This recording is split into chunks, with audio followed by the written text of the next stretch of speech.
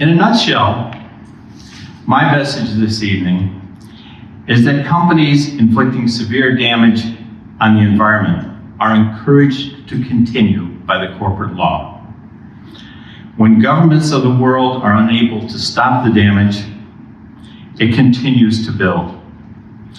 To prevent this, I believe the profit motive in the corporate law must be modified to make corporations less destructive from the day they are organized. I call this solution the Code for Corporate Citizenship. When in the future, a company is discovered to be severely damaging the environment, the code will require its directors, its own directors, to make it stop, regardless of whether the company is complying with other existing law.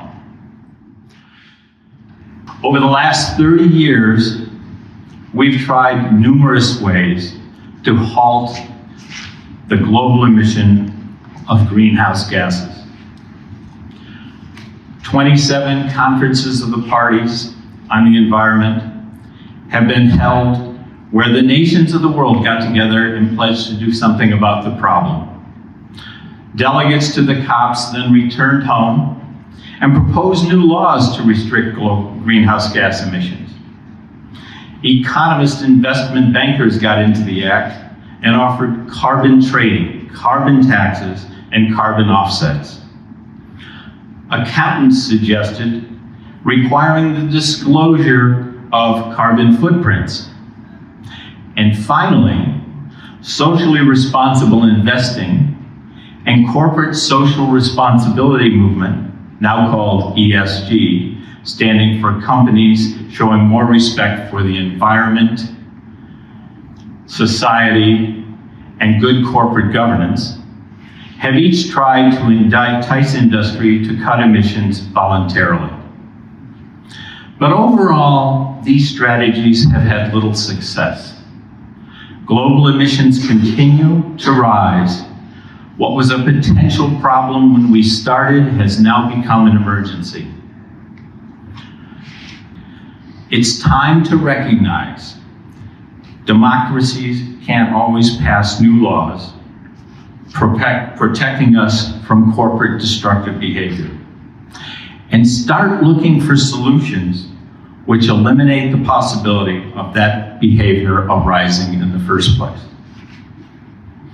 Under existing law, directors have one commandment: to act in the best interest of the corporation. The code would give them another: that they not allow their company to cause severe harm to the environment. Or as has been summarized by Mick tonight, it's 11 words.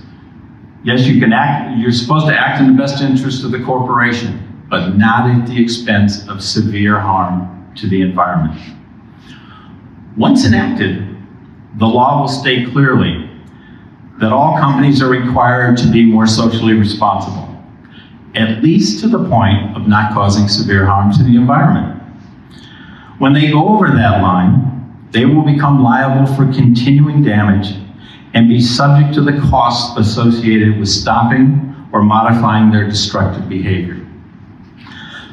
This will thus introduce a threat that directors will not be able to ignore, will constantly monitor for, and be sure to take steps to avoid. Nobody wants their company to be forced to incur those costs. It will change the mindset of directors at every company, not just those that today are causing severe harm.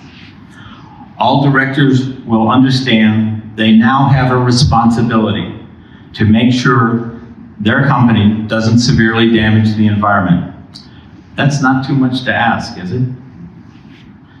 The climate emergency proves that an economy based on companies proceeding without guardrails to protect the environment from severe harm is unsustainable. Corporate directors must be obligated to protect the environment from severe harm at all times. Whenever a company is discovered to be severely damaging the environment, The code will require its own directors to make it stop. Raising the bar on corporate behavior in this manner will protect the earth and inure to the highest good of all.